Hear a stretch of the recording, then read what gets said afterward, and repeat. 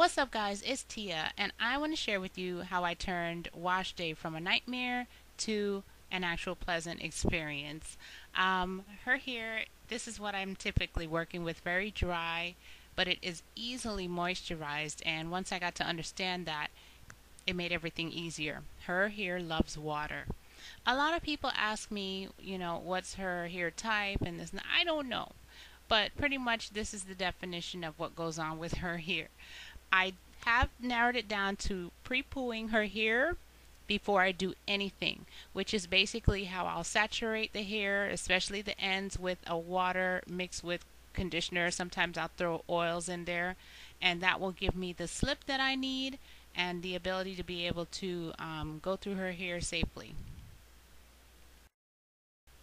Basically what I'm doing there is pulling out shed hairs. While the hair is lubricated and has conditioner with slip, I can go ahead and finger detangle first, getting out any knots, pulling down any shed hairs, and then I use my tool of choice, which I selected the Goody Finish brush based on a lot of different factors, and it works well with her hair. Okay, at this point I could have opted to deep condition, which I do sometimes, and then steam, and then put her in the shower for a condition. I didn't. I went straight to condition because I was pressed for time that day.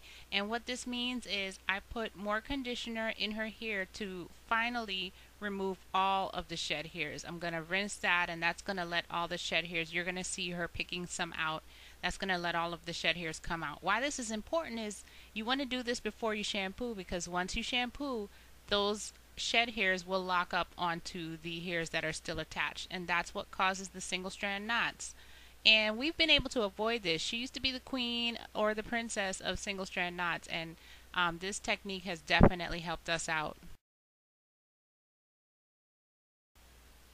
Okay, so her hair is already detangled. I'm just getting all the shed hairs out with the wide tooth comb, and next she will go ahead and go through her hair and show you that it is detangled. She had a little situation. I tell you, her hair immediately tries to tie back up on itself, but for the most part it's detangled and we're ready to shampoo. Okay, her hair requires that I wash her scalp with shampoo at least every 7 to 10 days, because she will walk around scratching her scalp all day. So I focus mostly on her scalp with my scrubbing with the balls of my fingertips, and I will let the shampoo rinse down the shaft of her hair. Okay, so as I rinse out each section with shampoo, then I'll twist it up so that it won't start tangling back up on itself. I put a microfiber towel on her head to sop up the extra water, and by then I had decided that I was going to do a stretched hairstyle on her, which meant that I was going to do my technique where I let it air dry and then pull it back into a ponytail for a stretch. So we were headed out, and I let her wear her hair. After I moisturized it, of course I have to moisturize it before I let it air dry. Oh my goodness. I have to spray the aloe vera gel mix with the castor oil. And she has a sour face. I'm sure it was something about candy situation, but you'll see her face. She smiles after she finds out she's going to get some candy when we go out to the store. She's easily pleased. So I'm spritzing the aloe vera gel and castor oil mix for it to not shrink up on itself dry. You have to have some kind of moisture and oil so that it won't shrink up and tangle up. It is going to shrink up, but it's not going to be terrible. Alright, so she wore that style, and if I wanted to keep those coils, I would just need to coat it with a leave-in conditioner, one with a thick consistency. I used the Giovanni 50/50, but I didn't do that because I wasn't going to keep it coiled, so it did dry to that, but that's what I wanted.